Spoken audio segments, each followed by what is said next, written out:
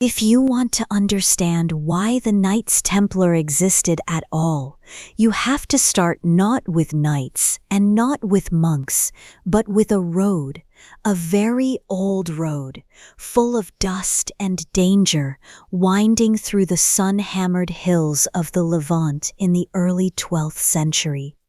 Picture it, the year is somewhere around 1110 or perhaps 1115. A small group of pilgrims, men and women from France, from England, from the German lands, from northern Iberia, have spent months crossing the Mediterranean by ship and then pressing overland through territory that, just a decade earlier, did not belong to Christian rulers at all. They are tired, their sandals are worn through, their water is running low, they carry little more than a walking staff, and the unshakable conviction that reaching the holy places of Jerusalem will justify every mile of hardship they have endured. They are almost there.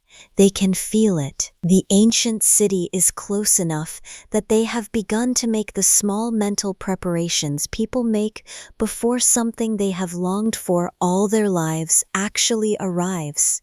And then, from the rocky slopes on either side of the road, men appear, not rescuers, not fellow pilgrims, bandits, opportunists who had learned that the roads into Jerusalem, ever since the First Crusade ended in 1099 and the city fell into Christian hands, had been flowing steadily with unarmed travelers carrying whatever wealth they could transport from home. These travelers were not soldiers. They had no armor and no swords. They had crosses stitched to their garments, not weapons hanging from their belts. And on these roads, in these hills, there was no one watching, no organized patrol, no standing guard. The kingdom of Jerusalem existed, but its borders were thin and its garrison spread far too thin across far too much hostile terrain. This scenario, pilgrims attacked, robbed, killed, or enslaved on the roads to the Holy City, was not unusual. It was common. A chronicler of the time named Albert of Aachen described massacres of pilgrims on the road between Jaffa and Jerusalem. He wrote of hundreds of travelers found dead after ambushes in the hills. The road from the coast up through the Judean wilderness was particularly brutal. It climbed steeply through terrain that offered endless hiding places to those who wished to strike and vanish. To understand why Christian rulers had not simply solved this problem by stationing soldiers everywhere, you have to understand what the Kingdom of Jerusalem actually was in those early years after the First Crusade. It was a patchwork, a collection of lordships and territories held by a relatively small number of European knights who had come east on the crusade and stayed, who had seized castles and villages and stretches of coast, and who were now doing their best to hold them. The kingdom was surrounded on every side by Muslim powers who had not accepted the Crusader presence as permanent. The Fatimid Caliphate pressed from Egypt in the south. Various Turkish and Arab rulers held the lands to the north and east. Every knight who could be spared was needed on the frontier. There was simply no surplus manpower available for the thankless, unglamorous duty of guarding pilgrimage roads. And so the pilgrims kept coming, and they kept dying, and the roads stayed dangerous, and the Kingdom of Jerusalem grew slowly more established without ever quite solving the basic problem of how to keep the people who came there in faith from being slaughtered for their purses. Into this situation stepped a man named Hugues de Payens. He was a French knight, born around 1070 in the Champagne region of what is now northeastern France. He was not especially young when he came to Jerusalem. He was not a famous commander. He does not appear in the great dramatic episodes of the First Crusade, the storming of Antioch, or the final assault on Jerusalem's walls. He was, in many ways, an ordinary man of his class and time, a minor nobleman with lands, a sword, and a faith that he took seriously enough to cross a continent and a sea for it. What made Hugues de Payens extraordinary was not any single brilliant act of battlefield courage. It was an idea, and it was an idea that almost no one before him had thought to put into practice.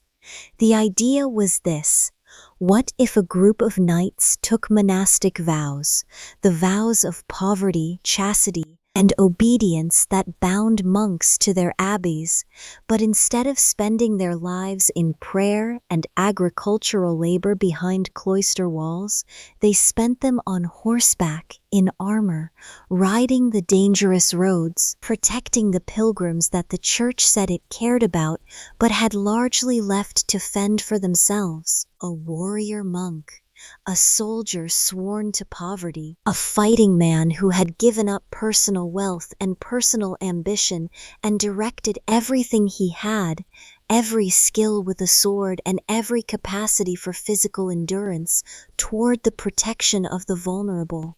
It was, when you hold it up and look at it carefully, a deeply strange idea. The medieval church had spent centuries trying to separate the world of the spirit from the world of violence. Monks prayed, soldiers fought. The two callings were considered fundamentally incompatible, and here was Hugues de Payens proposing to combine them into a single human being. He was not the first person to notice that the roads were dangerous. He was simply the first person to do something about it that lasted. Around the year 1119, Hugues de Payens and a small group of companions, the traditional number given is 9, though the precise count is uncertain, approached King Baldwin II of Jerusalem with their proposal. They would form a brotherhood. They would live together under a shared rule of life like monks. They would take personal vows of poverty and obedience, and they would ride. They would patrol the roads. They would escort pilgrims. They would put themselves between the traveler and the bandit in the lonely places between the coast and the holy city. Baldwin II was a practical man ruling a kingdom that was perpetually short of everything it needed. He heard their proposal and he said yes, and then he gave them a place to live.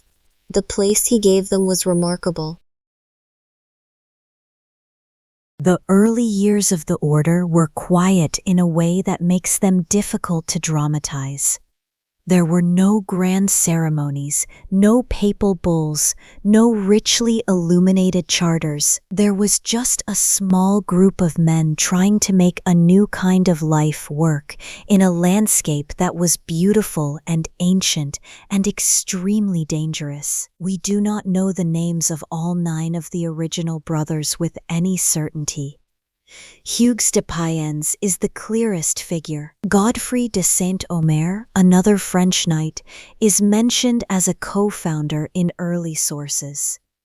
Beyond those two, the names become less certain, passed down in later chronicles that were written decades after the founding and may carry as much legend as fact. What we do know is that the group was small enough to be easily overlooked, and that in the first years of their existence, they were overlooked.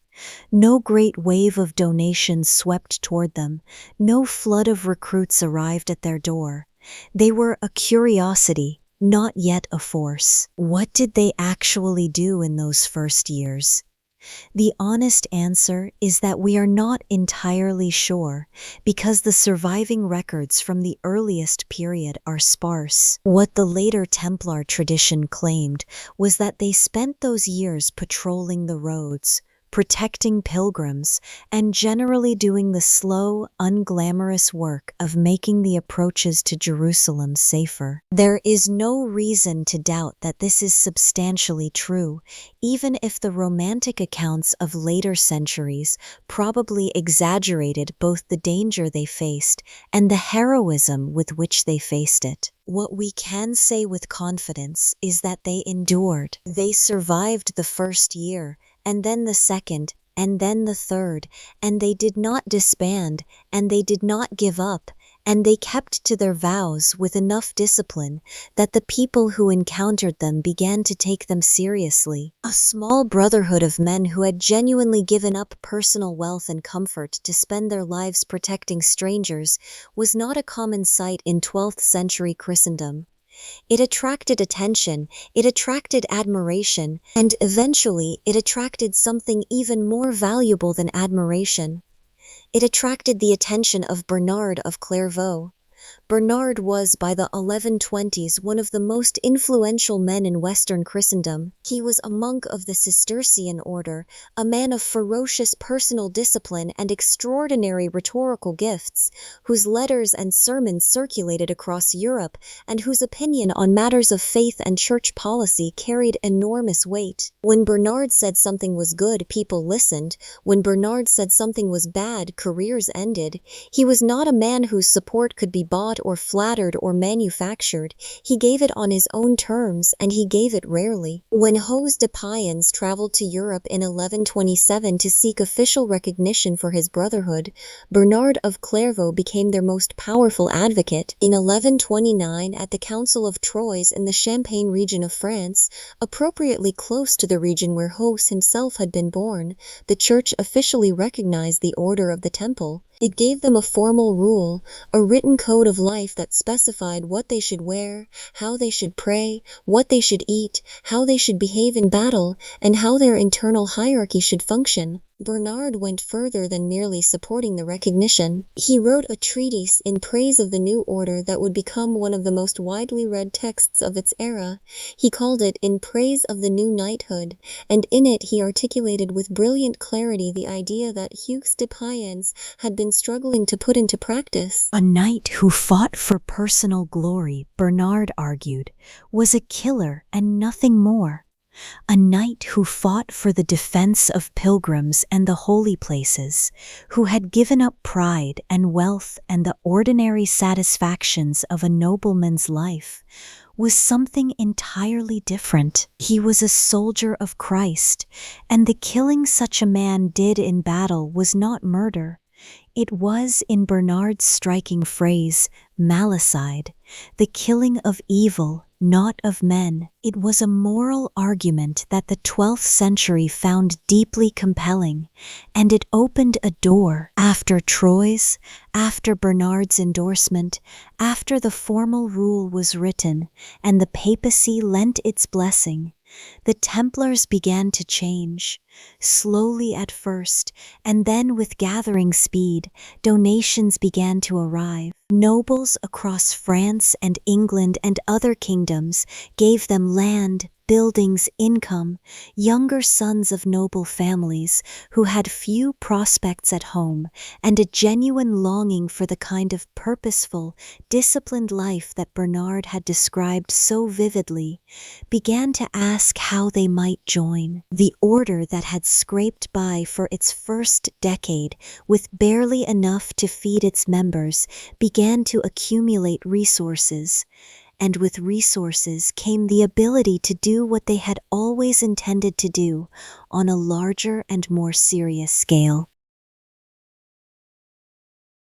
The rule that was established at Troyes in 1129 is one of the most fascinating documents to survive from the 12th century, because it tells you not just what the Templars were supposed to do, but how they were supposed to think about themselves. It is a document that holds the tension between the warrior and the monk in almost every clause, and reading it carefully, you begin to understand both the extraordinary coherence of the order's original vision and the human difficulties that vision was always going to create. The rule drew heavily on the rule of Saint Benedict, the foundational text of Western monasticism, which had governed the life of monks for 6 centuries. It required the offices, the fixed prayers said at set hours of the day and night, the rhythm of prayer and silence that gave monastic life its particular quality of attention. Brothers were to pray at matins in the deep hours before dawn, at prime as the morning light arrived, at terce and and sext and nun as the day moved through its middle hours, at vespers in the evening, and at compline before sleep. 7 times a day the bell would call them, and 7 times a day they were expected to stop whatever they were doing, sharpening a sword, mending a harness, eating a meal, and turn toward God. The rule also specified what they wore. The most senior brothers, the knights themselves, were to wear a white mantle. White was the color chosen to represent purity, the idea that a man who had given up the world's pleasures carried something clean and undivided into his service. The famous red cross that we associate so strongly with the Templars today was added later in 1147 when Pope Eugenius III gave the order the right to wear a red cross of 8 points on their white mantles. Red was the color of martyrdom, of the blood a soldier of Christ was willing to shed.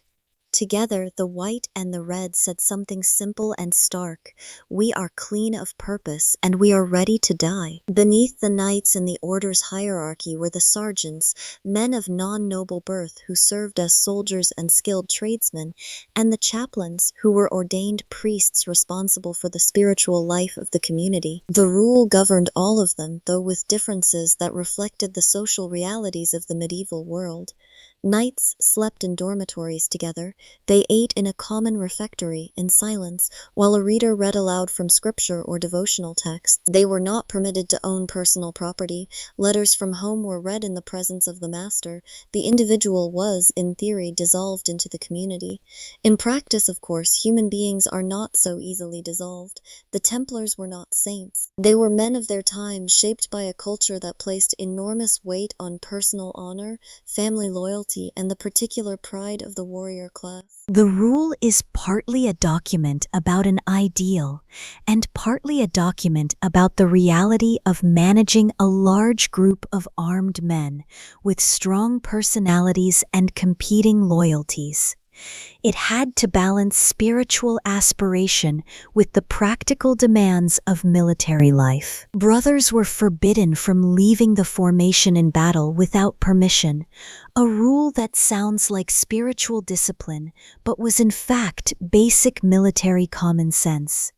They were forbidden from lending their horses without asking, because a knight without his horse was not a knight. They were forbidden from boasting about their wounds, because boasting was the enemy of the collective spirit the order needed to function. The master of the order held a position of enormous authority, but even the master was bound by the rule and by the decisions of the chapter, the assembly of senior brothers whose counsel was required for major decisions. This was not democracy in any modern sense, but it was something more than simple autocracy.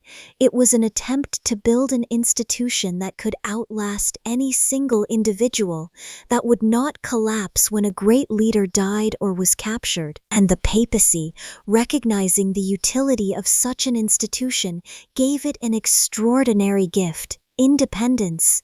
Through a series of papal bulls, formal letters from the Pope carrying the full authority of the Holy See, the Templars were gradually freed from the authority of local bishops. They answered not to the Archbishop of Canterbury or the Bishop of Paris, but directly to the Pope. They could hear their own confessions through their own chaplains. They were exempt from local taxation. They could build their own churches and bury their own dead in their own cemeteries. They were, in legal and ecclesiastical terms, a state within every state they operated in. This independence was enormously useful to the order. It meant that no local lord could commandeer their resources, no local bishop could discipline them, no local king could tax them into poverty. It gave them a stability and a continuity that ordinary feudal institutions could not match. But it also, as we will see much later in this story, made them enemies. There is nothing quite so irritating to a powerful king as an institution that operates within his kingdom but does not answer to him. That particular irritation would one day prove fatal. With the rule in place and the papal blessing secured, and the donations beginning to flow, the Templars of the 130s and a 130s began to take on the physical shape of the institution they would remain for most of the next century and a half. That shape was, above all else, a shape made of stone. The Crusader states, the Kingdom of Jerusalem, and the smaller principalities of Antioch, Tripoli, and Edessa, that together formed the Latin East, were territories that had to be held by force continuously against opponents who never fully accepted their existence. Holding them required castles, not the relatively modest fortified manors that a French lord might build on his English estates, but massive, deliberately engineered fortresses designed to resist sustained siege by armies far larger than the garrisons that manned them. The military architecture of the Crusader period was some of the most sophisticated in the medieval world, and the Templars became some of its most accomplished builders and occupants. Some of their fortresses became legendary. Château Pèlerin, Castle Pilgrim, also called Athlete, was built by the Templars beginning in 1218 on a rocky promontory on the coast south of Haifa. It was probably the largest and most formidable Crusader castle ever built, a structure so massively constructed and so well supplied by sea that it was never taken by assault during the entire crusading period. It had walls between 8 and 10 meters thick in places. It had towers that rose high enough to command the surrounding coast for miles. It had freshwater wells within its walls and enough storage for years of supplies. Sitting on its sea-girt rock, with the Mediterranean on 3 sides and a town growing up in its shelter on the 4th, it was as close to impregnable as 12th century military engineering could manage. Then there was the great fortress of Safed, inland in Galilee, rebuilt and expanded by the Templars in the 1240s into a structure that, by contemporary accounts, required a garrison of around 1,700 men to fully staff, including knights, sergeants, craftsmen, servants, and laborers. The cost of its construction and maintenance was staggering even by the standards of an organization as wealthy as the Templars had by then become. And beyond the great castles there were dozens of smaller fortified houses, towers, and garrison points scattered across the Crusader territories, each one a link in the chain of defense that the Templars and the other military orders were attempting to maintain against constant pressure. Alongside the fortresses, the Templars were present on every battlefield of the Latin East. They fought in the campaigns of the Second Crusade, which arrived in the Holy Land in 1148. That crusade ended in a debacle at the siege of Damascus, a city that the local Crusader lords actually had a reasonable relationship with, and which they had not originally wanted to attack. The decision to besiege Damascus was made under pressure from the newly arrived Crusaders from Europe, who wanted to fight someone, anyone, and found the proposed target acceptable. The siege failed within days, a combination of poor logistics, bad tactical decisions, and the arrival of a relieving Muslim army. The Second Crusade returned to Europe having accomplished almost nothing, and the Templars, who had served as the professional backbone of the campaign's military organization, survived it with their reputation for competence and discipline intact, even as the crusade itself was judged a humiliation.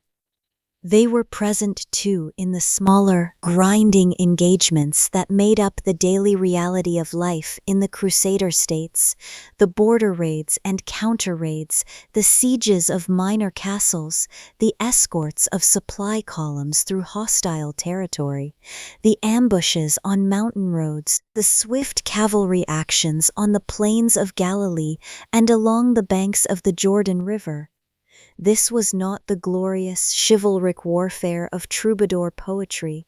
It was hard, professional, often brutal work, and the Templars were very good at it. Part of what made them good at it was discipline. The rules' prohibition on breaking formation without orders was not just a spiritual exercise, it reflected the military reality of the time. The great weakness of Crusader armies was the same as the great weakness of most medieval armies: the individual knight's tendency to abandon disciplined formation in favor of a personal charge, either because the sight of a fleeing enemy was irresistible or because personal glory demanded it. Saladin and the Turkish commanders who preceded him understood this tendency and learned to exploit it, using feigned retreats to draw impulsive knights out of formation and then destroying them in detail. The Templars, whose rule forbade them from charging without the master's signal, were significantly harder to lure into this trap. They held their line, they waited for the command, they hit together or not at all. This made them, in the tactical language of the day, a force multiplier. An army that included Templar knights in its order of battle was a more reliable army. It had a corps that would not panic, would not chase a retreating enemy into an ambush, would not dissolve into individual glory-seeking at the moment when collective discipline mattered most. The Templars' growing reputation brought them growing responsibility. The Kingdom of Jerusalem gradually leaned on them, and on the Hospitallers, the other great military order, to garrison the most important and most exposed frontier castles, simply because no secular lord could be trusted to maintain the same quality of defense year after year, decade after decade, without the institutional continuity that the orders provided. A castle given to a secular baron might be well defended under one lord and criminally neglected under his son. A castle garrisoned by the Templars would be maintained to the same standard regardless of who was serving as master of the order at any given moment. This institutional reliability was one of the Templars' most underappreciated qualities, and it helps explain why the Kingdom of Jerusalem entrusted them with so much, not just fortresses, but entire regions, entire stretches of frontier that were effectively Templar territory, administered by the order with a thoroughness that the royal government of Jerusalem could never have matched with its own limited resources. The Templars were not alone in the Latin East. Almost from the beginning of the Crusader period, there had been another great military order operating alongside them: the Knights of the Hospital of St. John, universally known as the Hospitallers. The Hospitallers had actually predated the Templars by some years. They had begun as a hospital brotherhood, caring for sick and indigent pilgrims in Jerusalem, a purely charitable mission without any military dimension. The military role came later, adopted in imitation of the Templars once the model of the armed religious order had proven its value. By the middle of the 12th century, the Hospitallers were as formidable militarily as the Templars, garrisoning their own great castles, including the magnificent Crac des Chevaliers in what is now Syria, widely considered the finest surviving example of Crusader military architecture, and fighting in the same campaigns and the same frontier engagements. The relationship between the two orders was complicated in the way that relationships between institutions competing for the same resources and the same prestige are always complicated. They cooperated in the field when they had to. They fought alongside each other in the kingdom's great battles. They served together on the councils that advised the kings of Jerusalem.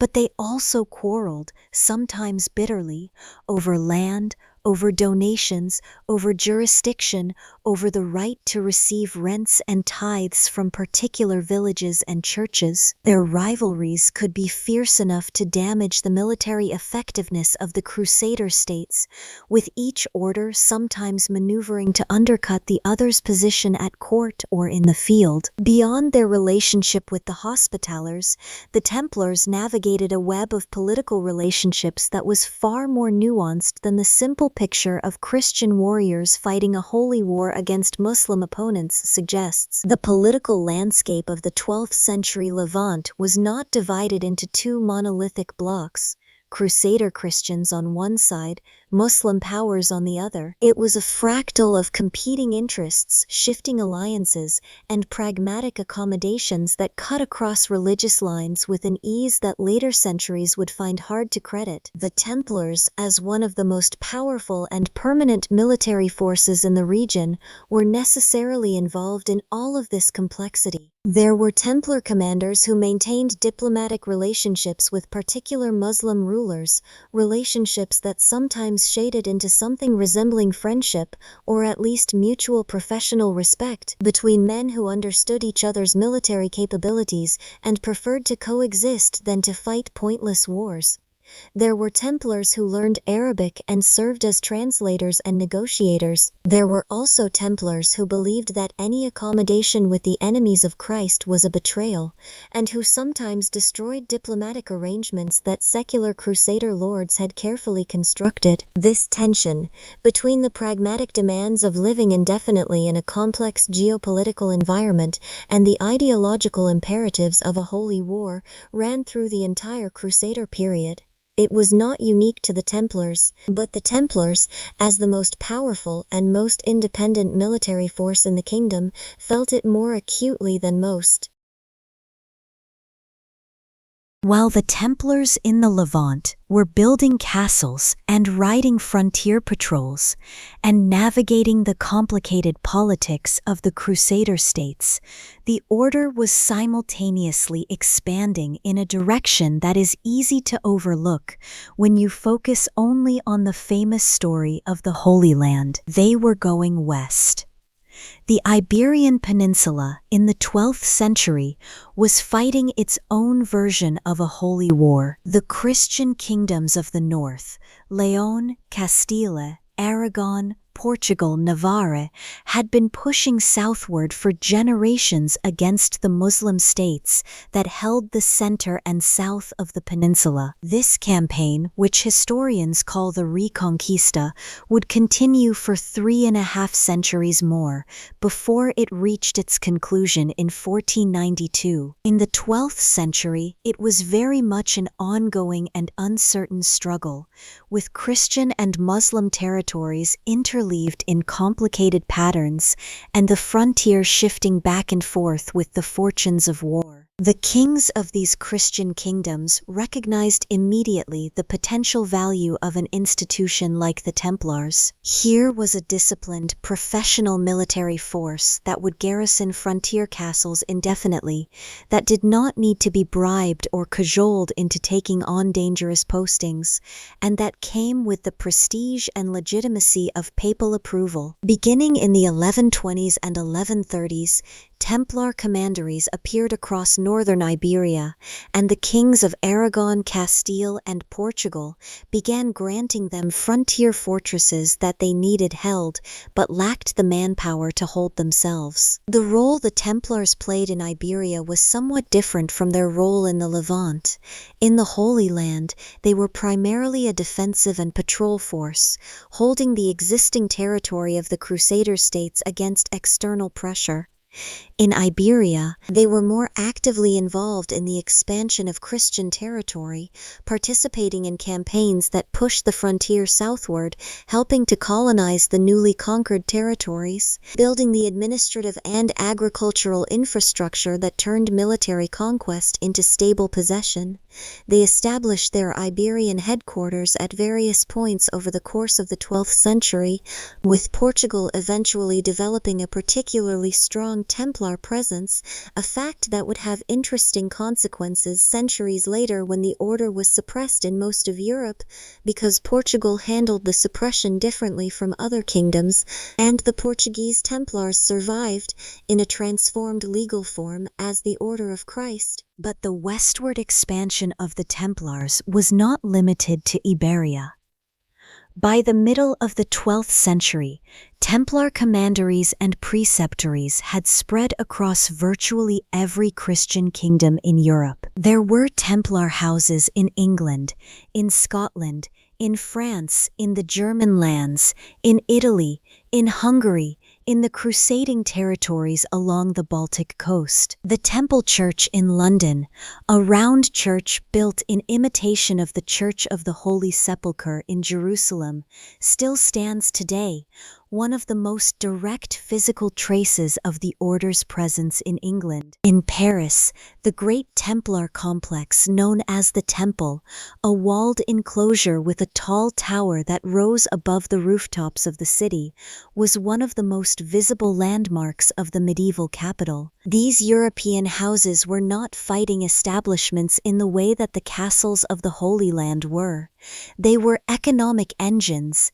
Their purpose was to generate the revenue that kept the Templar enterprise in the Levant operating. The farms, vineyards, mills, and markets of the European commanderies produced income that was forwarded east year after year to pay for the horses and armor and provisions and fortifications that the military mission required. And in the process of managing this vast economic network, the Templars stumbled into something that would prove to be one of their most consequential innovations, something that had nothing to do with swords or castles and everything to do with numbers on parchment.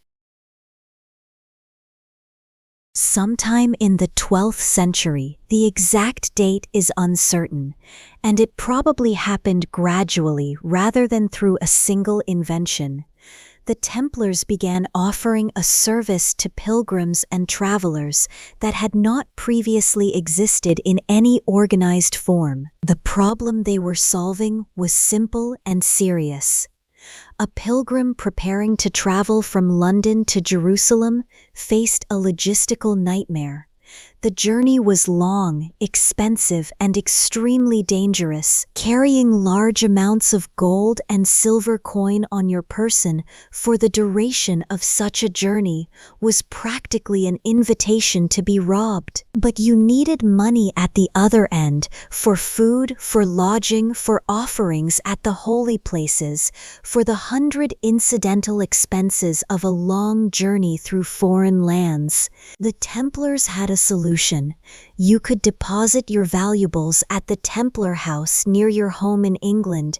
In return, you would receive a document written in a form of coded notation that was difficult to forge, acknowledging the amount you had deposited. When you arrived in Jerusalem, you could present that document to the Templar house there and withdraw the equivalent amount, minus a service charge. Your money had, in effect, traveled safely across the entire breadth of the medieval world without ever having to ride in a saddlebag through bandit country. This was, in its fundamental operation, a letter of credit. It was not an entirely new concept. Similar arrangements had existed in the Islamic world and in the trading cities of Italy for some time, but the Templars deployed it across a network of unprecedented geographic reach, and they deployed it with the institutional reliability of an organization that was answerable to the Pope and had been trusted by kings.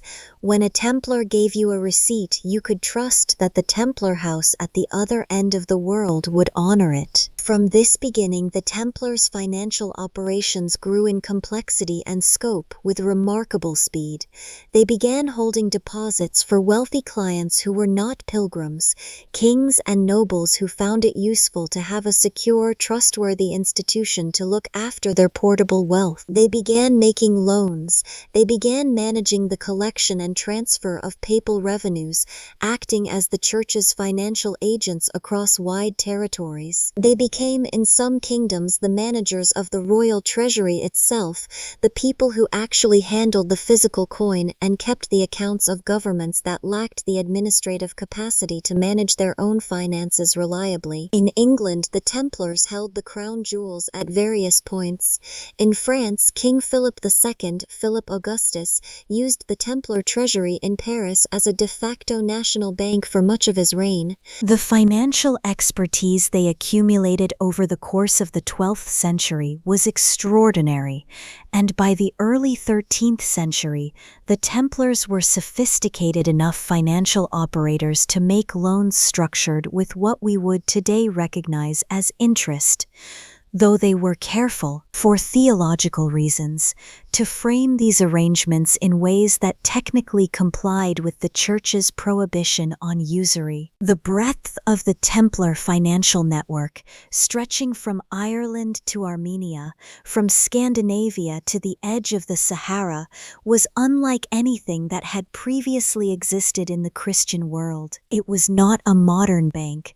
The institutional forms and the legal frameworks were utterly different, but it was performing functions that we would recognize as banking, and it was doing so with a consistency and reliability that made it indispensable to the rulers of Europe. This financial power was inseparable from the Templars' military mission. Without the income generated by their European estates and their financial operations, they could not have maintained their castles, paid their sergeants, fed their horses, or kept their fleet of ships supplied and operational. The ledger and the sword were the same instrument, viewed from different ends, but this financial power was also, in ways that were not yet visible in the 12th century's optimistic early decades, the source of their ultimate vulnerability. An institution that becomes the banker of kings is an institution that kings can come to resent.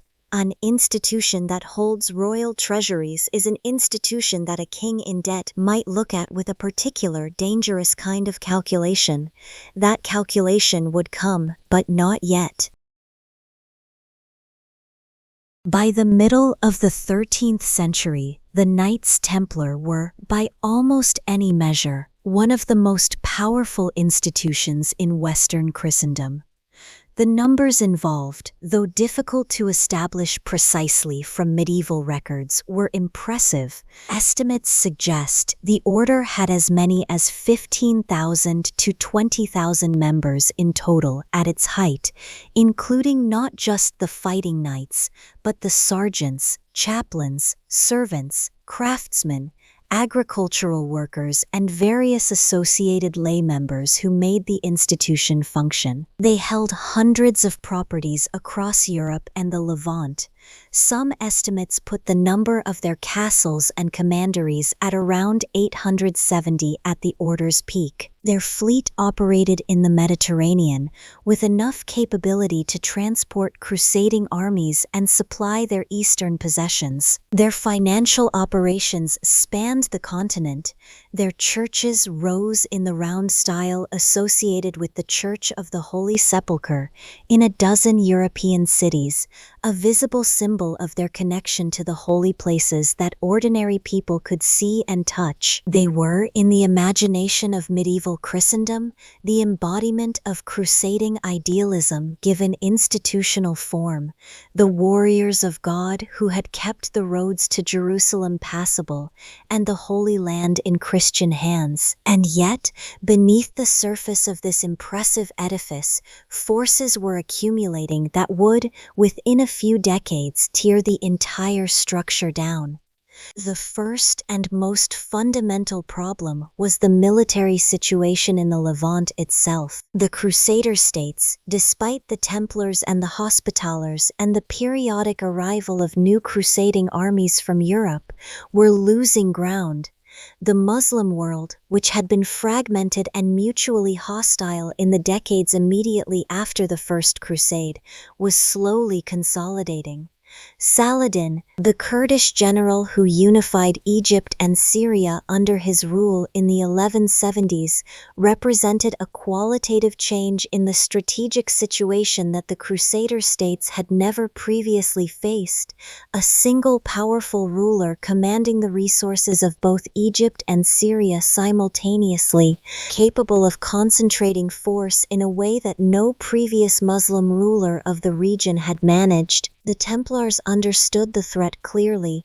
Their Grand Masters repeatedly warned European rulers of the deteriorating military situation and begged for reinforcements and fresh crusading campaigns. These pleas were sometimes answered and more often not. The crusading enthusiasm of the 12th century's early decades had cooled, replaced by the more pragmatic calculations of rulers who had expensive wars to fight closer to home and who found it increasingly difficult to justify the enormous cost of sending armies thousands of miles east to prop up a series of distant and seemingly perpetually endangered outposts. A second and subtler problem was the growing resentment of the order's independence and wealth. The exemptions from local taxation, the freedom from episcopal authority, the sheer accumulation of land and income that the Templars and Hospitallers had built up over a century and a half. All of this generated friction with secular rulers and church officials who felt that institutions operating within their territories ought to be subject to their authority. Complaints about Templar arrogance, about their willingness to use their ecclesiastical privileges to avoid local obligations, about their financial practices, accumulated through the 13th century in the letters and chronicles of critics who were sometimes motivated by genuine principle and sometimes by simple jealousy. And a third problem, less tangible but ultimately decisive, was the question of purpose. The Crusader states existed to protect access to the holy places and to hold Jerusalem in Christian hands.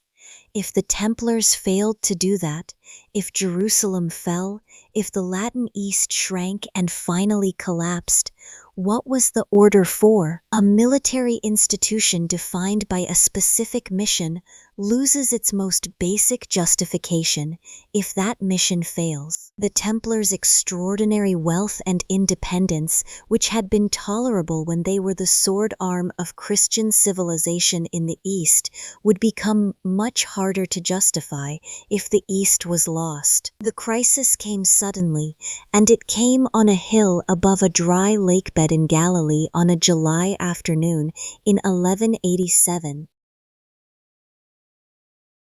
The Horns of Hattin is a double-peaked volcanic hill on the western shore of the Sea of Galilee, rising out of a landscape that is beautiful and bleak in roughly equal measure. The plateau around it in July is burned brown by a sun that shows no mercy. Water is scarce. The wind, when it comes, brings heat rather than relief. On July 4, 1187, the combined army of the Kingdom of Jerusalem, including the largest force the Templars and Hospitallers had ever put into the field together, met Saladin's army on and around that plateau in the worst military defeat the Crusader states had ever suffered. The campaign that led to Hattin was the result of a catastrophically bad strategic decision. Guy of Lusignan, the king of Jerusalem, marched his army away from a defensible water source at Sephoria to relieve the besieged Templar castle of Tiberias, 15 miles across waterless plateau in the July heat. The Grand Master of the Temple, Gerard of Rochefort, advised the march. Historians have debated ever since whether this advice was motivated by sound military reasoning or by personal rivalry with Raymond of Tripoli, who counseled staying put and who happened to be the lord whose castle was under siege. Whatever the motivation, the decision was fatal. The army marched through the heat, harassed constantly by Saladin's light cavalry. By the evening of July 3rd, they were exhausted, desperately thirsty, and still miles from water.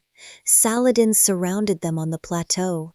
His forces lit brush fires to add smoke to the choking heat. That night, the soldiers of the Kingdom of Jerusalem spent their last night of hope, huddled on the parched plateau with no water, listening to the sounds of Saladin's army in the dark. In the morning, the battle was brief and decisive. The Crusader force broke apart. Thousands were killed. Thousands more were captured. Among the prisoners was King Guy himself. Gerard of Ridfort, the Grand Master of the Temple, was also captured. The Templars and Hospitallers taken prisoner were executed, Saladin's deliberate choice, because he understood that these professional soldiers, unlike ordinary captives who could be ransomed and sent home, would simply return to the battlefield if freed. The true cross, the relic believed to be a piece of the actual cross of the crucifixion, which had been carried into battle as the spiritual heart of the army, was captured and never returned. Within weeks, Saladin moved to capitalize on his victory with a speed and decisiveness that left the shattered remnants of the kingdom reeling. City after city fell. Jaffa, Sidon, Beirut, Ascalon. On October 20, 1187, after a brief siege, Jerusalem itself surrendered. The city that the Templars had been founded 70 years earlier to protect, the city whose Temple Mount had given them their name, passed out of Christian hands. The shock that reverberated across Europe was profound. Pope Gregory VIII issued a crusade call attributing the disaster to the sins of the Christian people. The Third Crusade was assembled, one of the greatest military expeditions of the medieval age, led by three kings: Philip II of France, Frederick Barbarossa of the Holy Roman Empire, and Richard I of England, known to history as the Lionheart. The Templars fought throughout the Third Crusade, serving as one of the disciplined corps of Richard's army in the campaign along the Palestinian coast. In 1191, at the Battle of Arsuf, Templar and Hospitaller discipline, their ability to maintain formation under intense harassment by Saladin's cavalry, was crucial to the Christian army's success. But the Third Crusade, despite its victories, did not retake Jerusalem. Richard came close. Twice his army stood within striking distance of the city. Twice the strategic situation forced him to turn back. In 1192, Richard and Saladin concluded a treaty that gave Christian pilgrims access to Jerusalem's holy places, but left the city itself in Muslim hands. The Templars moved their headquarters north to Acre, the great fortified port city on the Bay of Haifa that would become the capital of what remained of the Crusader presence in the Holy Land. For the next century, it was from Acre that the Templars operated, fighting in the Fifth Crusade, the Crusade of Frederick II, the Crusade of Louis IX of France, and a dozen smaller campaigns and sieges that make up the complicated military history of the 13th century Levant. That history was, on balance, a history of slow retreat. Saladin died in 1193, and for a time the political fragmentation that followed his death gave the Crusader states a breathing space. But the underlying strategic reality did not change. The Muslim world had the population, the resources, and ultimately the will to reclaim the coastal strip of territory that the Crusaders held. The Crusaders had the military orders, the occasional infusion of forces from the west, and fortifications of extraordinary quality. For a century after Hattin, these offsetting advantages produced a kind of grinding stalemate, punctuated by disasters on both sides.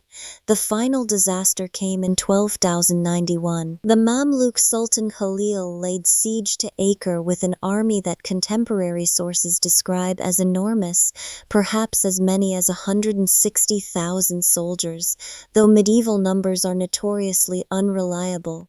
The garrison of Acre, including the Templars and Hospitallers, was massively outnumbered. The walls held for weeks. The Templar Grand Master William of Beaujeu was killed during the defense. On May 18, 1291, the outer walls were breached.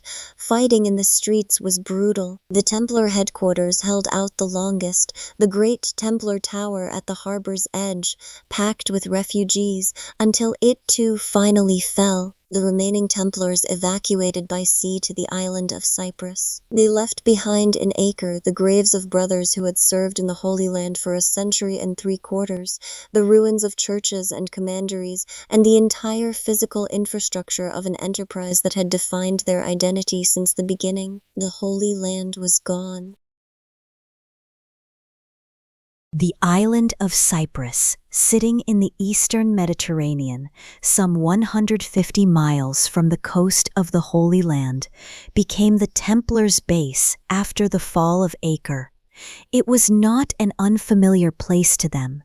They had held Cyprus briefly in the 1190s, after Richard I conquered it from its Byzantine ruler during the Third Crusade and sold it first to the Templars, who found it too expensive to administer and returned it to Richard, who then sold it again to Guy of Lusignan. There were Templar properties on the island, Templar ships in its harbors, Templar connections to its ruling Lusignan dynasty, but Cyprus was not the Holy Land.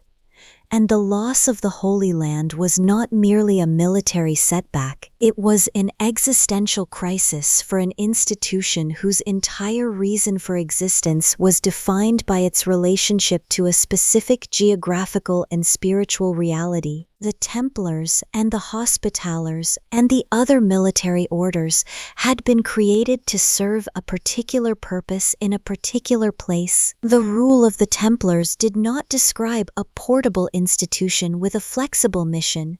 It described an order of warrior monks who lived on the Temple Mount in Jerusalem and rode the roads between the coast and the Holy City. Every element of their identity, their name, their spirituality, their mythology, their relationship with the papacy and with the Christian people of Europe was rooted in the specific physical reality of the Holy Land.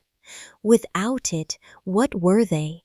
This question was not merely rhetorical. It was being asked, loudly and with increasing impatience, by rulers and churchmen across Europe. The criticism of the military orders that had been building through the 13th century, criticism of their wealth, their independence, their internal rivalries, their perceived failures, now had a new and devastating edge. They had failed. They had been given every advantage, papal protection, freedom from taxation, the generous donations of a century of Christian piety, and they had failed to hold the Holy Land. This criticism was not entirely fair. The Templars and Hospitallers had not lost the Holy Land through incompetence or cowardice.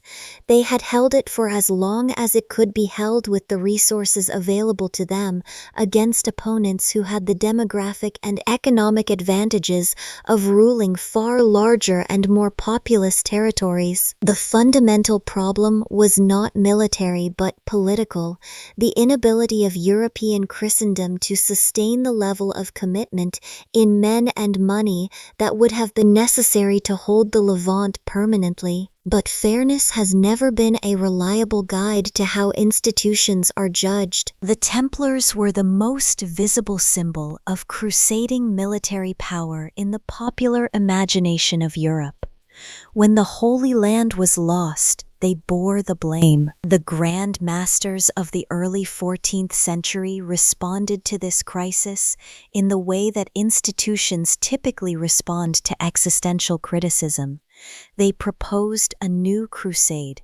They lobbied, they planned, they maintained their fleet and their military readiness. They argued that the loss of the coast was not permanent, that with sufficient support from Europe, the situation could be reversed.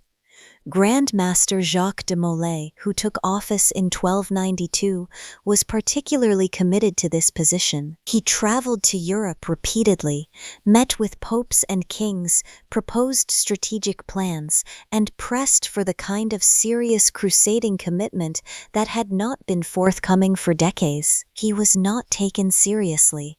The kings of Europe had other concerns. The papacy, which had moved its seat from Rome to Avignon in 1309 under circumstances that placed it uncomfortably close to French royal power, was not in a position to lead an independent crusading initiative, and the idea of merging the Templars and Hospitallers into a single, more streamlined military order, which various popes and commentators had been proposing since the late 13th century, refused to die, suggesting that the existing institutions were seen as part of the problem rather than the solution. In this atmosphere of institutional uncertainty and political suspicion, the Templars on Cyprus maintained their discipline and their routines, prayed their offices, trained their horses, and waited for a crusade that was not going to come. They did not know,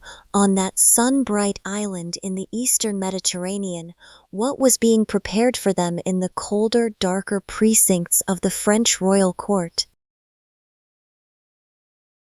Philip IV of France, known to his contemporaries as Philip the Fair, a description that referred to his physical appearance, not his character, was one of the most capable and ruthless rulers of medieval Europe. He had a lawyer's mind, an autocrat's will, and a state that was chronically short of money. The France that Philip inherited and expanded was an ambitious, aggressive kingdom perpetually at war or preparing for war, against England, against Flanders, against the papacy, against its own internal opponents. War in the medieval period was extraordinarily expensive. It consumed revenues that the most efficient taxation systems could barely supply. Philip experimented with every available means of raising money.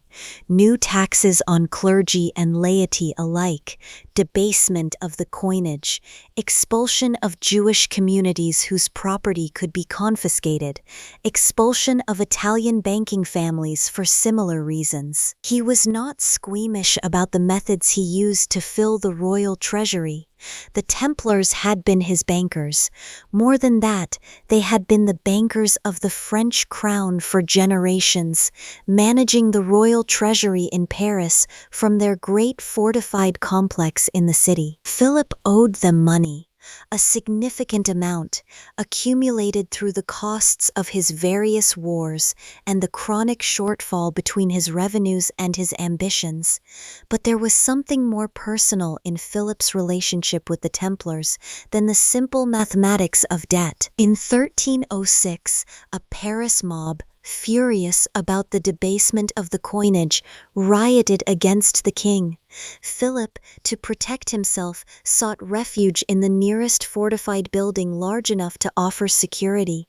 That building was the Templar compound in Paris. The Templars took him in, and while he sheltered inside their walls, Philip had the opportunity to see firsthand just how wealthy the order was. The vaults, the storerooms, the sheer accumulated solidity of an institution built on 2 centuries of European generosity generosity.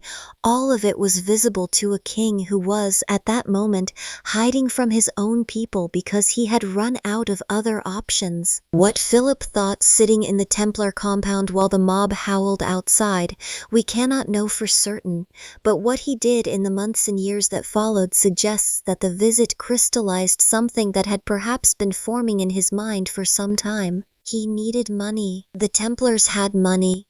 The Templars answered not to him but to the Pope. The current Pope, Clement V, a Gascon who had been elected in 1305 through a process in which Philip's influence was decisive, was living not in Rome but in southern France, uncomfortably dependent on French royal goodwill. The Templars, increasingly isolated and increasingly criticized for the loss of the Holy Land, were in no position to defend themselves against a determined royal attack.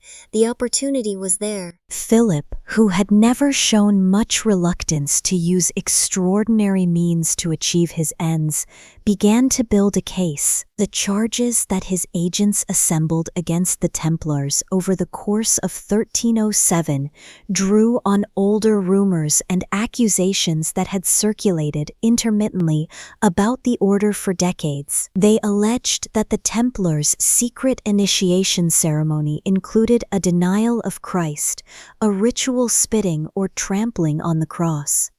They alleged that brothers kissed each other on indecent parts of the body during the initiation. They alleged that the order worshipped an idol, a severed head, or a head with two faces, or a head with a beard, called Baphomet, a name whose origin and meaning have been debated by scholars ever since. They alleged that the Templar chaplains did not properly consecrate the bread and wine of the Mass, making their religious observances a hollow performance. These charges were, to medieval ears, not merely scandalous but catastrophic. Denying Christ was apostasy, the abandonment of the faith. Worshipping an idol was heresy of the deepest kind. If the charges were true, the Templars were not the soldiers of God they claimed to be. They were a secret society of heretics and apostates, hiding behind a facade of crusading piety. Whether Philip actually believed the charges we cannot say with confidence. He may have, he may not have. What is clear is that he needed them to be believed, or at least he needed enough people to take them seriously enough to justify what he was about to do. On the night of September 14, 1307, sealed orders were sent to royal officers across France to be opened on the morning of October 13th. The morning was ordinary until it wasn't. Across France, in the grey pre-dawn hours of Friday, October 13th, 1307, royal officers broke the seals on their orders and read what the king required of them. Then they gathered their men, wrapped themselves against the October chill, and moved. They moved toward the Templar houses in their districts.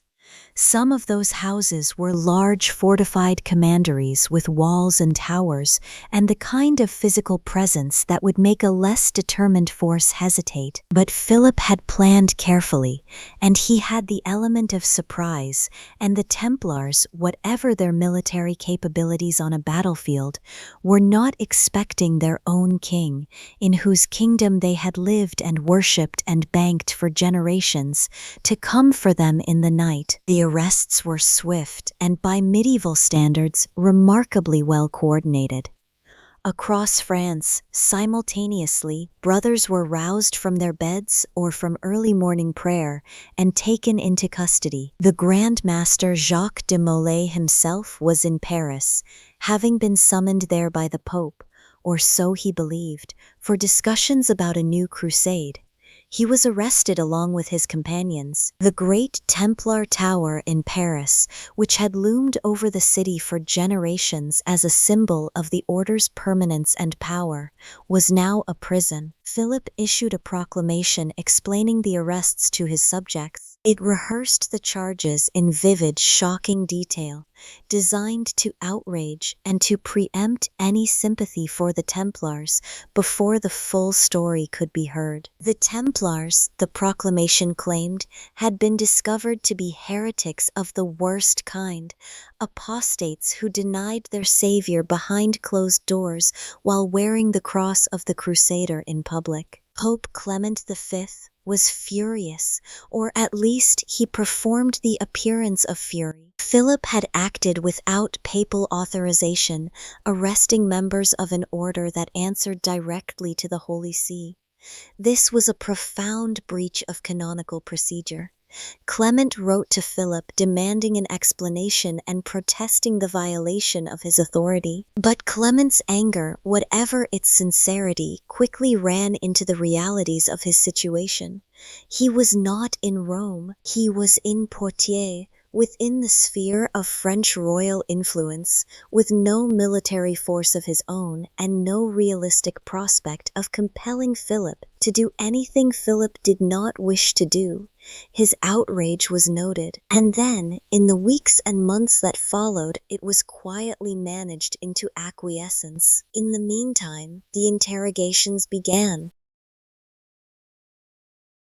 The dungeons of medieval France were not gentle places, and the men who found themselves in them in the autumn of 1307 were not being asked gentle questions. Torture was a standard tool of medieval judicial process, at least when applied to people accused of serious crimes against the faith. The Inquisition had been using it for decades in its pursuit of heretics in southern France and elsewhere. The theory was straightforward, if brutal. Torture reveals the truth that the accused is concealing. The practical reality, as anyone who thinks about it clearly can see, is that torture reveals whatever the person being tortured thinks the torturer wants to hear. Because once the pain becomes unbearable, the desire for it to stop overrides every other consideration. Under torture, the Templars confessed.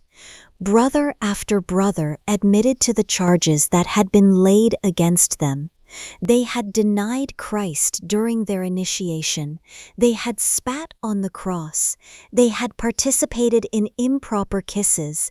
They had worshipped the idol. Some of the confessions were detailed and specific in ways that seemed, to contemporaries, to carry the weight of authentic admission. Then the torture stopped, or paused, or receded enough for clearer thought, and brothers began to recant. They had confessed under extreme duress, they said. None of it was true. They had said what the interrogators demanded in order to make the pain stop. They were good Christians. The order was innocent. Then the torture resumed, and the confessions resumed. This pattern, confession under torture, recantation when free of immediate physical pressure, reconfession when the torture resumed, played out across France through the autumn and winter of 1307 and into 1308.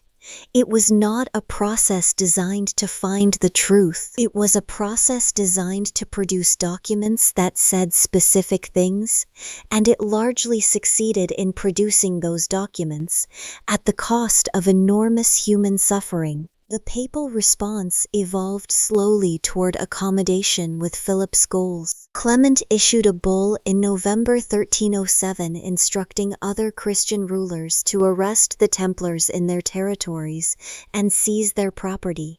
This move effectively internationalized the crisis, forcing every European monarch to take a position. The responses varied considerably. In England, Edward II arrested Templars but was initially skeptical of the charges, and English and Scottish inquiries were notably less willing to apply torture than French ones, with the result that very few English Templars confessed. In Aragon and Castile, Templars were arrested but treated with relative consideration by rulers who were more concerned about their own military needs than about Philip's financial problems. In Germany and Italy, the results were similarly inconclusive. But the crucial development, which changed the nature of the trial irrevocably, took place in Paris in the summer of 1310. 54 Templars who had recanted their confessions, who had publicly announced that they were innocent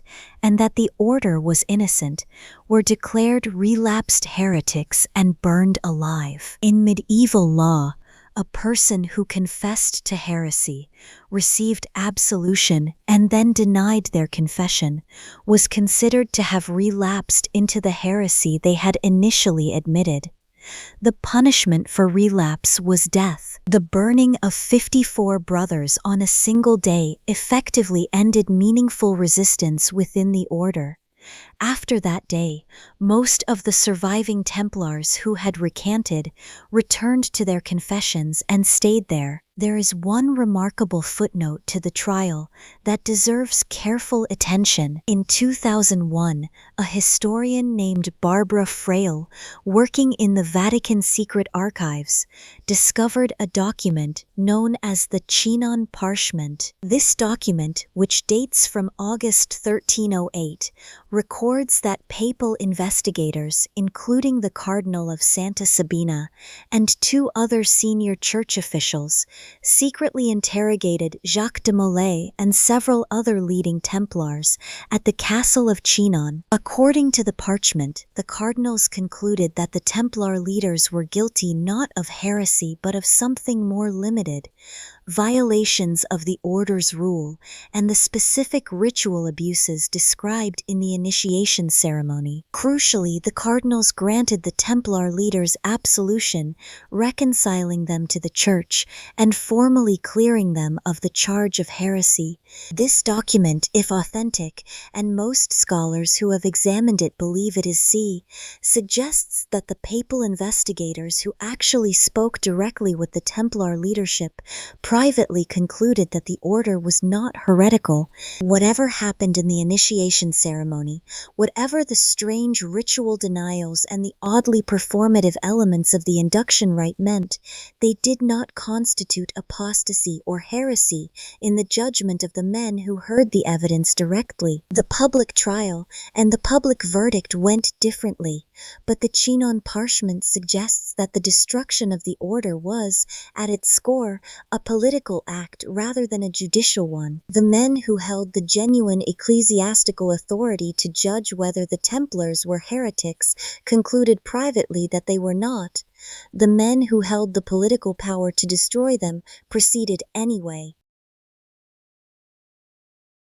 The Council of Vienne opened in October 1311, convened by Pope Clement V in the city of Vienne in what is now southeastern France. It was supposed to settle the Templar question once and for all, and in a sense it did, though not in the way that many of those attending had expected. The council was not a simple rubber stamp for Philip's wishes. Several senior churchmen arrived prepared to defend the Templars, or at least to insist that the order be given a proper formal hearing before any verdict was rendered. A delegation of Templar knights even appeared before the council to offer a personal defense of the order, an act of considerable courage given everything that had happened since 1307. There were voices at Vienne that wanted due process, that believed an institution with 2 centuries of service to Christendom deserved better than a verdict manufactured through torture. Philip arrived at Vienne in person in February 1312 with an armed retinue. The message was not subtle. Clement, caught between the demands of canon law and the physical presence of the most powerful king in Europe, made a choice that determined the outcome. On March 23, 1312, Pope Clement V issued the bull Vox in Excelso, a voice from on high. It suppressed the order of the temple, but the language of suppression was carefully, almost painfully chosen. Clement did not condemn the Templars as guilty of heresy.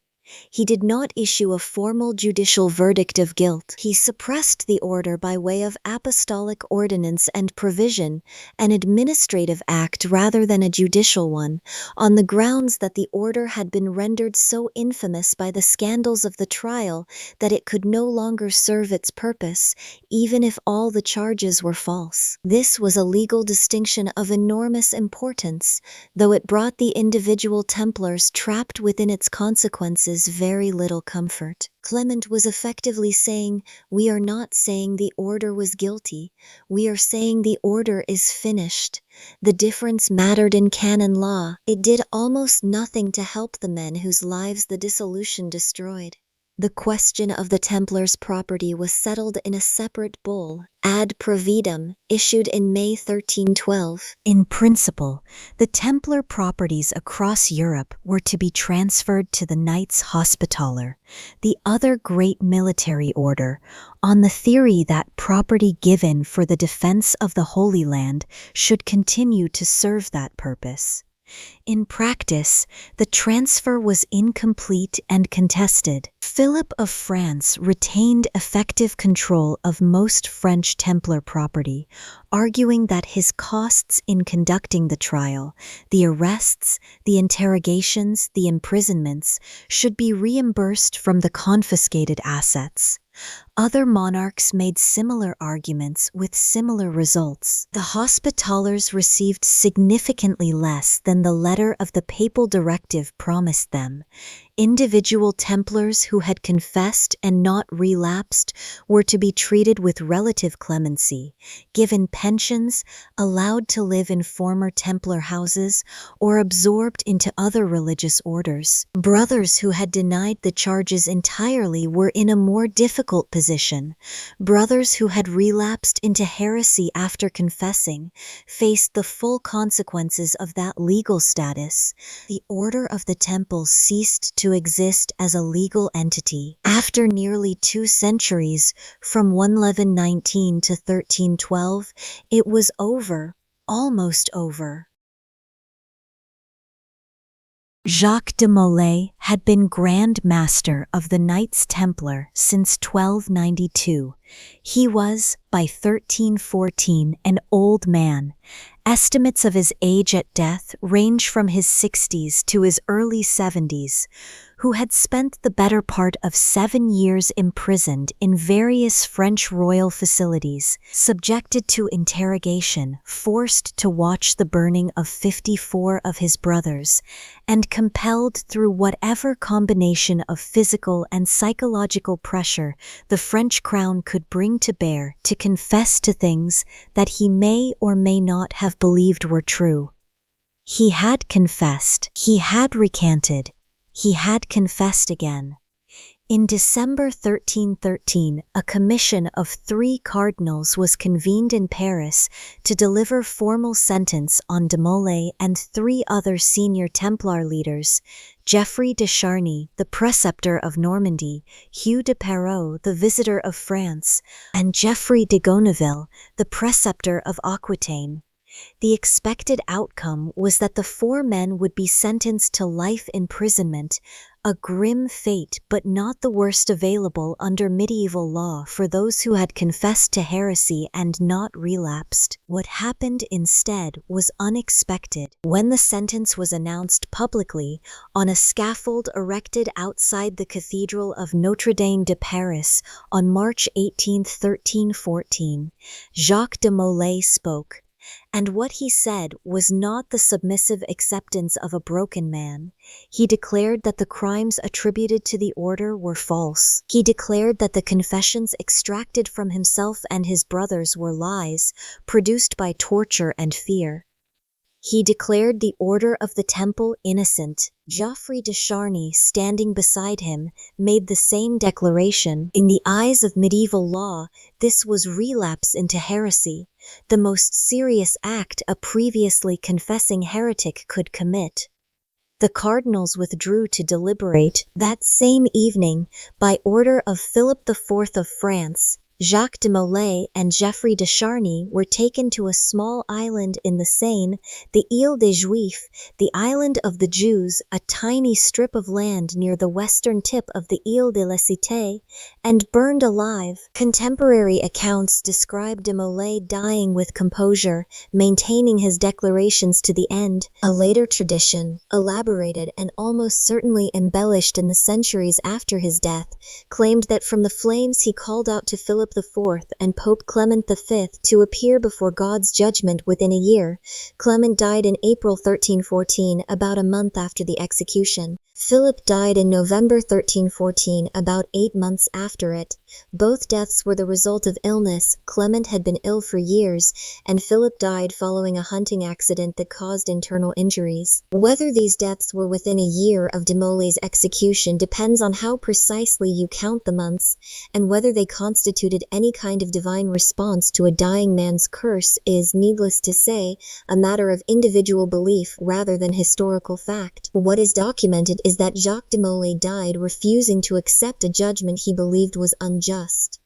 Whatever else can be said about the end of the Knights Templar, whatever the truth of the charges, whatever the reality behind the strange initiation ceremonies, whatever the private verdict of the cardinals at Chinon, the last Grand Master of the order went to his death insisting on its innocence. Whether he was right is a question that scholars are still debating more than 700 years later.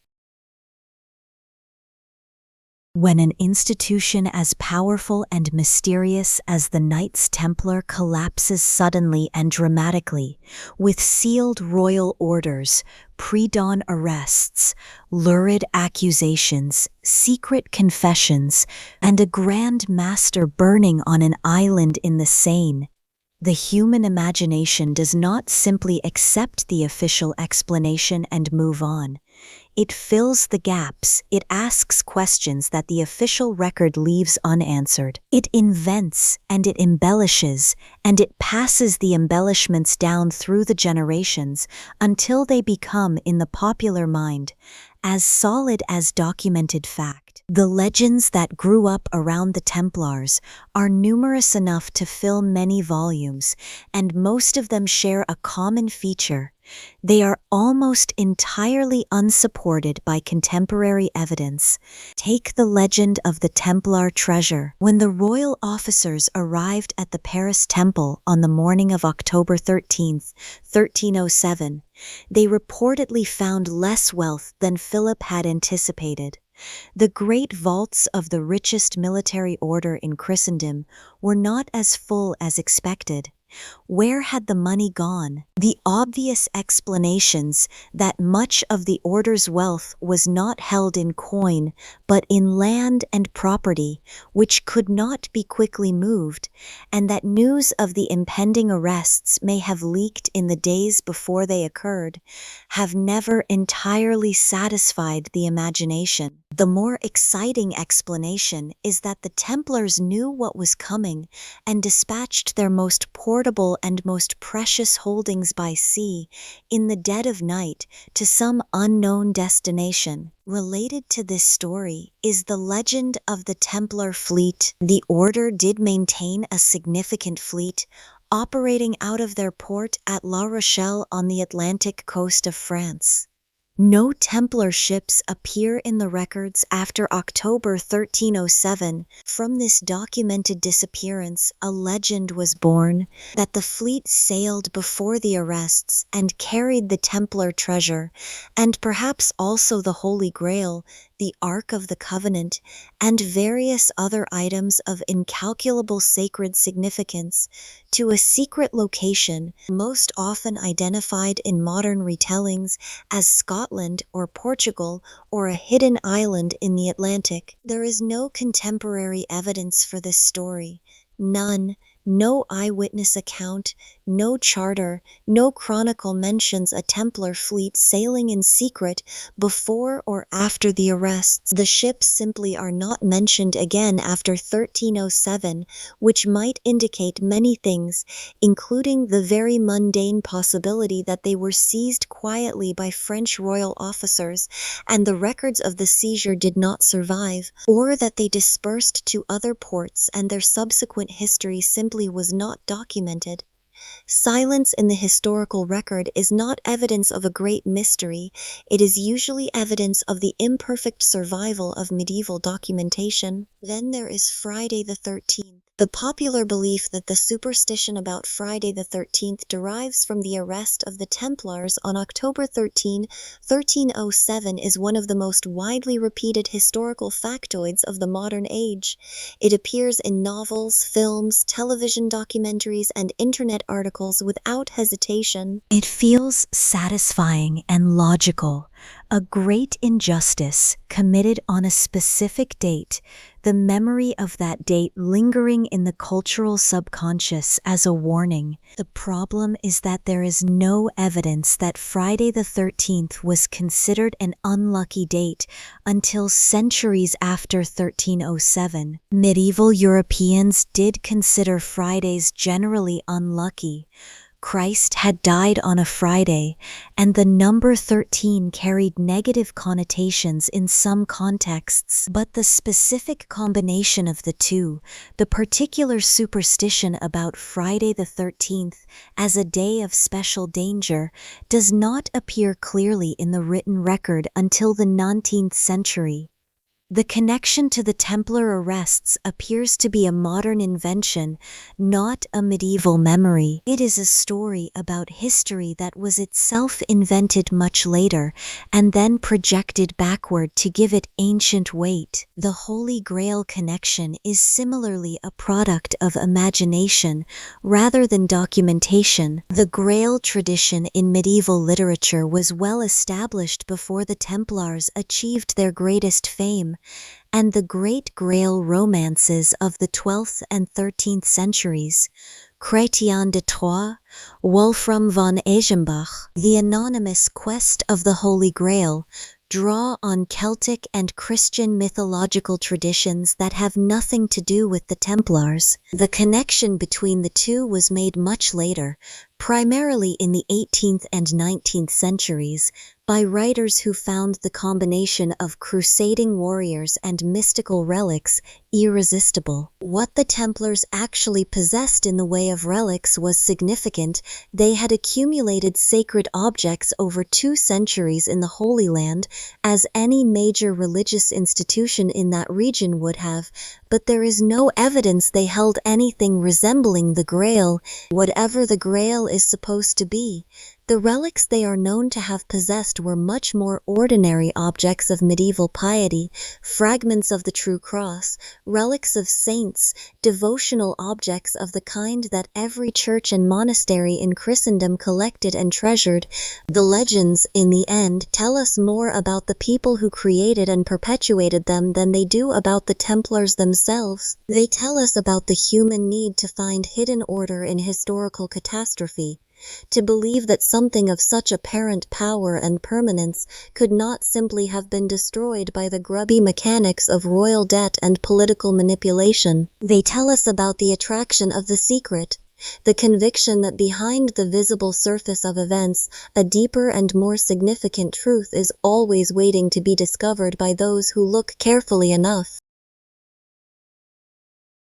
The Templars as an institution ceased to exist in 1312. The Templars as a cultural phenomenon were just getting started. For the first few centuries after the suppression, they existed primarily in local memory and in the kind of folklore that accumulates around the ruins of great institutions. Templar churches and commanderies stood empty or were put to other uses in dozens of European cities. Their round churches, their distinctive architectural style, the carved stone heads that occasionally appeared in their buildings and were sometimes identified by nervous observers with the mysterious idol Baphomet, these physical traces kept the memory alive in places where it might otherwise have faded. The real explosion of Templar mythology came in the 18th century, and it came from a surprising direction. European Freemasonry, which had emerged as a significant cultural and social movement in the early 1700s,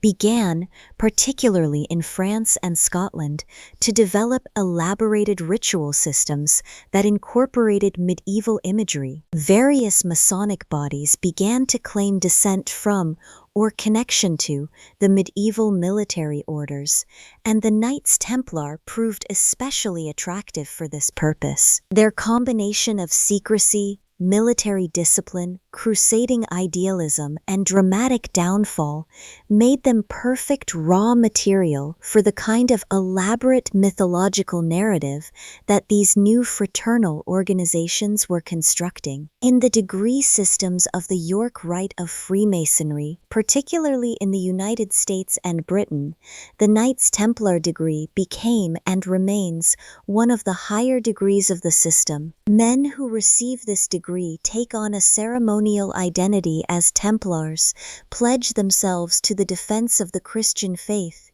and participate in rituals that make symbolic use of medieval imagery. This is not a claim of literal institutional descent from the medieval order. Responsible Masonic historians have been clear for a long time that no such direct lineage exists, but it is a powerful cultural appropriation that has kept the Templar name alive and associated with notions of secret wisdom, elite brotherhood, and esoteric knowledge. The literary tradition picked up what Freemasonry began.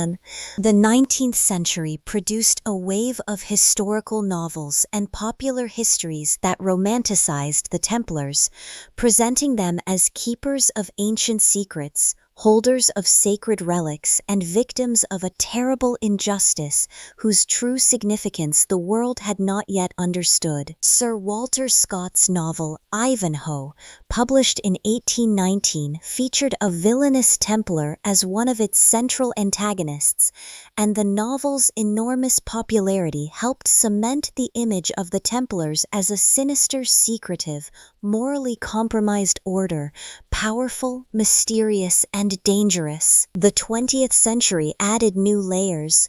Dan Brown's novel The Da Vinci Code, published in 2003, brought Templar conspiracy theory to a global mass audience, weaving together Grail legends, Masonic symbolism, and church cover-ups in a thriller that sold tens of millions of copies and generated an enormous amount of popular interest in the Templars, most of it historically unreliable, but genuinely exciting. Films, television series, and video games have continued in the same vein, with the Templars appearing in everything from the Assassin's Creed game franchise to documentaries on cable television that present the most extravagant theories as established historical fact. The appropriation of Templar imagery has not always been benign. In recent decades, certain far-right and extremist movements in Europe and North America have adopted Templar imagery and rhetoric as a symbol of Christian civilization under threat, a framing that requires stripping the historical order of virtually all its actual complexity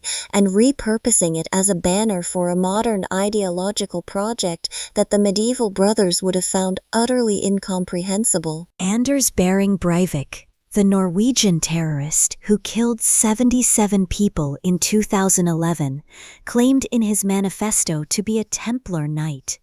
This grim appropriation serves as a reminder that powerful symbols can be turned toward any purpose, no matter how alien to their origin. The real Knights Templar, the men who prayed 7 times a day, who held the line at Arsuf, who built Castle Pilgrim stone by stone on its sea-girt rock, who died of wounds and dysentery and the slow attrition of years in the sun-hammered frontier, had nothing to do with any of this. They were human beings living in the 12th and 13th centuries, shaped by the assumptions and the faith and the violence of their time, doing work that was genuinely difficult and genuinely significant, failing at the end in ways that were not entirely their fault. They deserve to be known as they actually were, not as the screen onto which later centuries have projected their own anxieties and fantasies.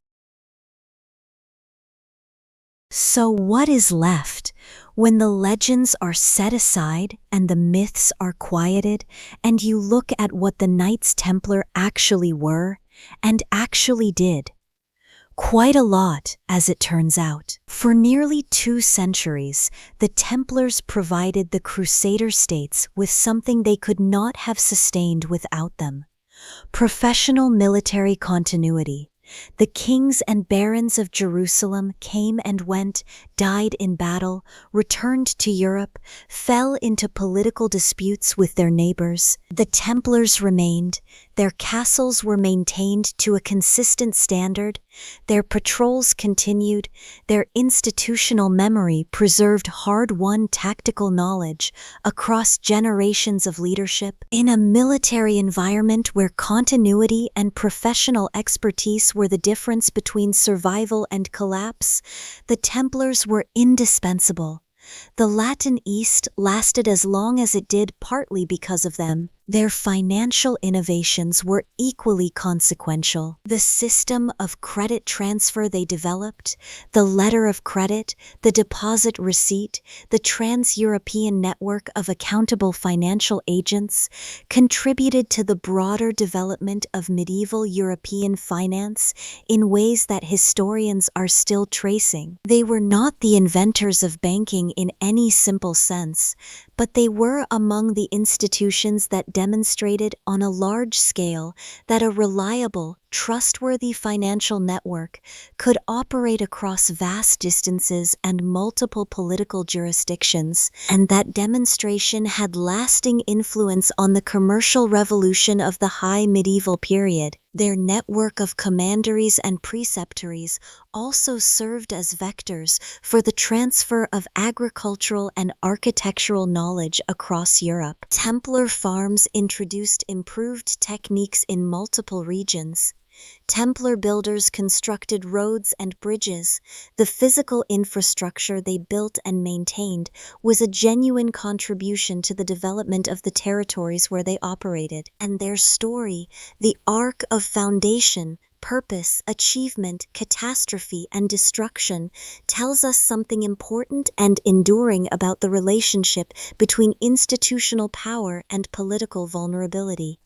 The Templars were as powerful as any non-royal institution in medieval Europe. They had papal protection, military strength, financial resources, and the moral authority of 2 centuries of crusading service. And all of that was insufficient to protect them when a sufficiently determined king with sufficient political leverage over the papacy decided they needed to be destroyed.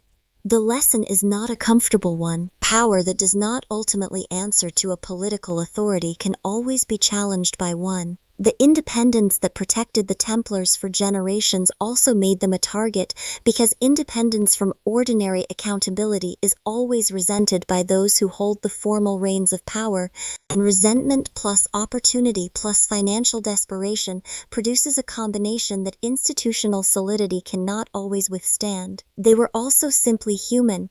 That is perhaps the most important thing to say about them, and the easiest to forget when they become the stuff of legend. The brothers who rode the roads between Jaffa and Jerusalem in the 1120s were men of their time, shaped by its faith and its violence and its particular understanding of what God required of those who served him. They were proud men, often difficult men, men who quarreled and politicked and made bad decisions as well as brave ones. Their institution accumulated wealth and independence and eventually became something quite different from the 9 poor knights who asked Baldwin II for a place to sleep on the Temple Mount. But at the beginning, in that borrowed room inside a converted mosque in a city at the edge of the world, there was an idea, a strange idea, an idea that almost no one before Hugues de Payens had thought to put into practice,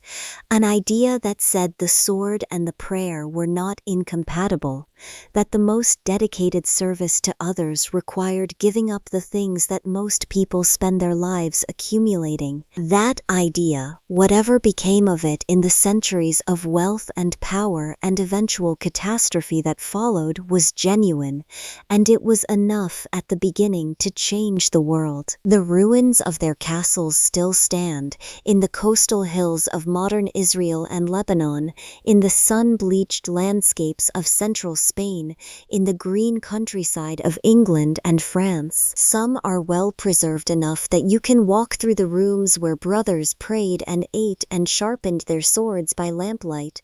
Some are just the ghost of walls in a field, a suggestion of where stone once rose against the sky. All of them are quiet now, and the names of most of the men who lived in them are gone, dissolved into the general anonymity of the past. But the story remains, and on a night like this one, dark and still and long enough for the mind to travel, the story is worth knowing, because history is always worth knowing. Not because it tells us what to do, but because it tells us what has been, the full, complicated human weight of what has been, and that is a kind of knowledge that the night and the quiet and the slow drifting towards sleep make easier to receive. So rest now.